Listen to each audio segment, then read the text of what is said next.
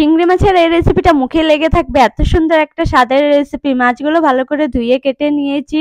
এবার মাছে লবণ হলুদ মাখিয়ে একটু তেল দিয়ে মাছগুলো সুন্দর করে লাল লাল করে ভেজে রেখে দিব। একটা মশলা তৈরি করে নেব। শিলপাটাতে সর্ষে, সামান্য লবণ আর গোলমরিচ একসঙ্গে বেটে নিয়েছি।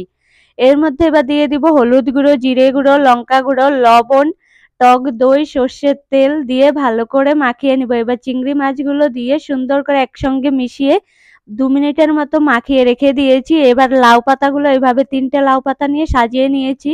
এর মধ্যে মাছগুলো দিয়ে দিব। তারপর ভালো করে সুতা দিয়ে বেঁধে নিব।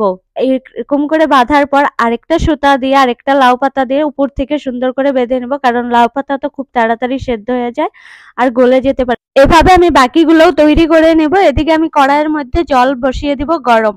তার উপরে একটা স্ট্যান্ড দিয়ে এবার এক এক করে লাউয়ের টোপলাগুলো দিয়ে দিব। এর মধ্যে দিয়ে 20 মিনিটের মতো এভাবে জাল দিয়েছি ঢাকনা দিয়ে। তারপর এই ঢাকনা তুলে একটা থালের মধ্যে দিয়ে দিব, কারণ এগুলো সেদ্ধ হয়ে গেছে। এবার আরো থালের মধ্যে দিয়ে আরো 20 মিনিটের মতো জাল দিয়েছি। তারপর এটা আরো 20 মিনিটের মতো চৌকার উপরেই ছিল, মানে খুবই গরম জলের উপরে। তো এটা সেদ্ধ হয়ে গেছে। 1 ঘন্টার মতো জাল দিলে কিন্তু হয়ে যাবে।